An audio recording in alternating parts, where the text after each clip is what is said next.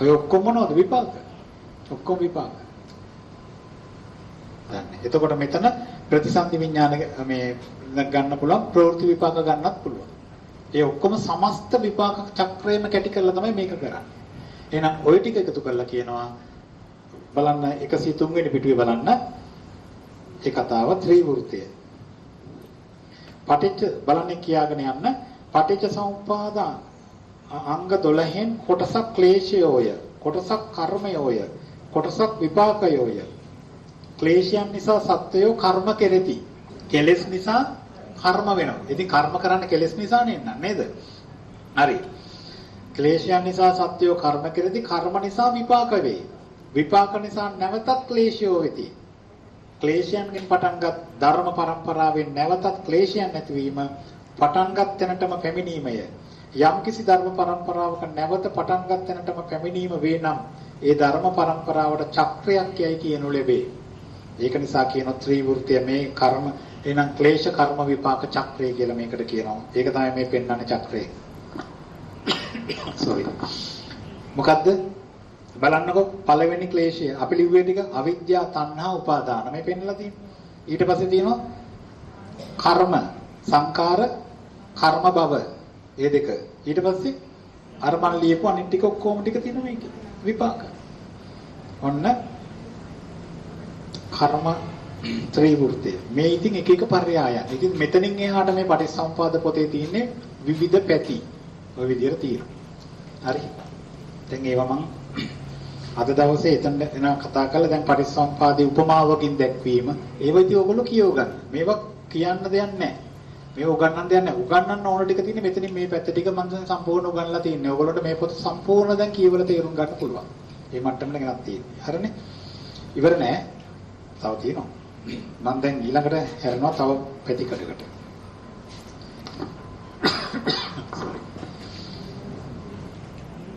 දැන් අපි ගොඩනගනවා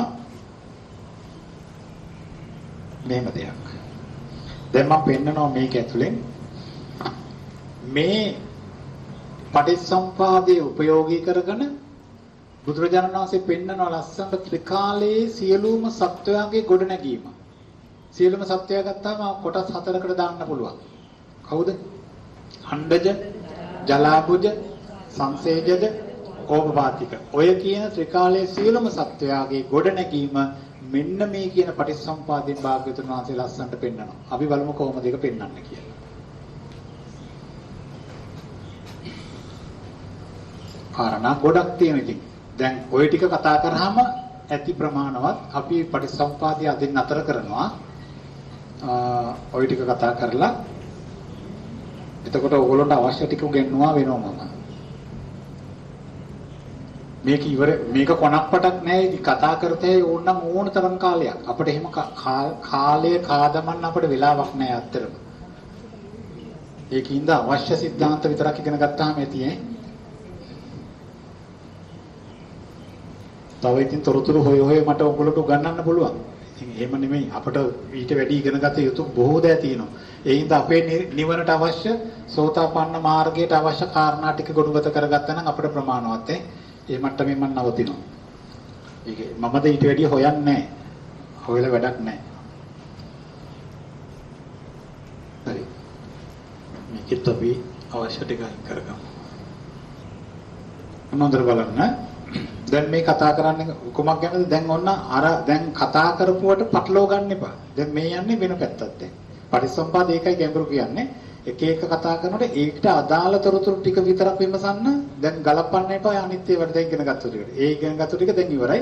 දැන් කතා කරන්නේ සත්වයාගේ ඉපදීම. දැන් අපි ගලපගමු තමන්ගේ. මේ අපි ඉපදීම කියලා ගමු. අපි ගැන කතාව ගමු. අපිට අනිත් අයගේ ඕනේ නැහැ. ඔන්න අපි ඉපදිච්ච ස්වභාවයේ භාග්‍යතුන් වහන්සේ කොහොමද පටිච්ච සමුප්පාදයට බහාලල පෙන්වන්නේ. අපි ඒක බලමු. හරි. දැන් අපි හැමෝම භවත්‍රික ගමනට අහුවෙලාද ඉන්නේ? අහුවෙලා ඉන්නේ. එහෙනම් මේ භවත්‍රික ගමනේ තියෙන්නේ මොනවද? මේ භවත්‍රික ගමනේ තියෙන්නේ මොනවද? සංස්කාර. භවත්‍රික ගමනේ තියෙන සංස්කාර. එතකොට පටිච්චසමුපාද මේ දර්ශනය ඇතුලේ තියෙන්නේ මොනවද? ඒත් සංස්කාර. නේද? පටිච්චසමුපාද දර්ශනය ඇතුලේ තියෙන්නේ සංස්කාර. එතකොට ඒ පටිච්චසමුපාද දර්ශනය ඇති වෙන්න හේතුව මොකක්ද? ආශ්‍රව වලට යන්න එපා. ආශ්‍රව ගන්න අපි මූල හේතු විදිහට ගත්තට ඒක නෙමෙයි. අපි ගන්න ඕනේ මෙයා. අවිද්‍යාව. නේද? ඒකට හේතුව අවිද්‍යාව. එතකොට අවිද්‍යාවට හේතුව මොකක්ද කියලා අහුවොත් ආශ්‍රව කියන උත්තරේ දෙන්න පුළුවන්. අපි මෙතනින් අතර වෙලා විමසමු. හරි. එතකොට දැන් යන්න ඔන්න ඔය ටික ඔළුවේ තියාගෙන ඇයි දැන් අපට උපතක් හම්බ වුනේ? ඇයි උපතක් හම්බ වුනේ? අපට උපතක් හම්බ වුනේ පෙර භවයේ ආශ්‍රව සිඳිච්ච නැති නිසා. නේද? පෙර භවයේ ආශ්‍රව සිඳිච්ච නැති නිසා තමයි උපතක් හම්බ වුනේ. එහෙනම් ඒ උපත දෙන්න උපකාරී වුණේ මොනවද? උපතක් දෙන්න බෑ නිකන්. සංඛාර. උපතක් දෙන්න උපකාරී වුණේ සංස්කාර. එතකොට ඒ සංස්කාර ටික උනේ මොකක් හින්දාද? අවිද්‍යාව නිසා. එහෙනම් අපට උපතක් හම්බ වුණේ කුමක් නිසාද? අවිද්‍යාව පත්‍ය සංඛාර නිසා. ඔන්න පළවෙනි පියවර. අන්න භාග්‍යතුන් වහන්සේ කියනවා නුඹලා අතීතයේ අවිද්‍යාව පත්‍ය සංඛාර කරපු නිසා මේ භවයේ ඉපදුනා. එහෙනම් මෙතන සංඛාර කියන්නේ මොනවද දැන්? ඔන්න මෙතන සංස්කාර කිව්වේ අතීතයේ කරපු කුසල අකුසල නේද? එහෙනම් මෙතන මම අතීතයේ කරපු මොනවද? ප්‍රධාන වශයෙන් ගත්තොත් දැන් මේ අපි ගැන කතාව නම් මෙතන කරපු මෙන්න මේ 12 සහ මේ 8. එහෙනම් අපි භවයක මනුෂ්‍ය භවයේ අපේ කතාව ගත්තොත් අපි අපි මේ කාලය තුල කාලය ගෙවන්නේ කුමන සිත් වල බලයෙන්? සිත් 20ක බලයෙන් කියනවා.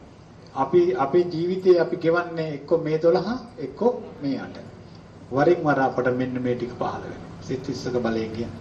එතකොට ඒ ටික හැම මොහොතකම මේ 12යි මේ 8යි නේ අපිට කෙරෙන්නේ බලන්නකො කල්පනා කරලා. මොකක් හරි දෙයක් කරනකොට එකපාරටම තරහක් යනවා.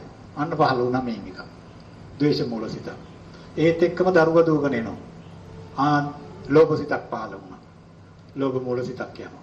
ඊට පස්සේ ඊට ගොගම්ම මල් වට්ටිය දකිනවා. අද උදේ මල් ටික පූජා කරේ නැහැ. ටක් ගාලා මතක් වෙනවා. අන්න කුසල් සිතක් යනවා. දැන් ඕක නේද ජීවිතය කියලා කියන්නේ. එහෙනම් ජීවිතය යන මේ දෙපැත්තට දෝලණය වෙවි සිත් හට ගන්නවා. ඒ සකස් වෙන හැම සිතක් පාසාම මොකද්ද වෙන්නේ? අකුසල් සිතක් හට ගන්නකොට මේ හතෙන් එකකට හේතු හදනවා. මේ ටික පහළ වෙනකොට මේ 16ට හේතු හදනවා. ඕකට කරන්නේ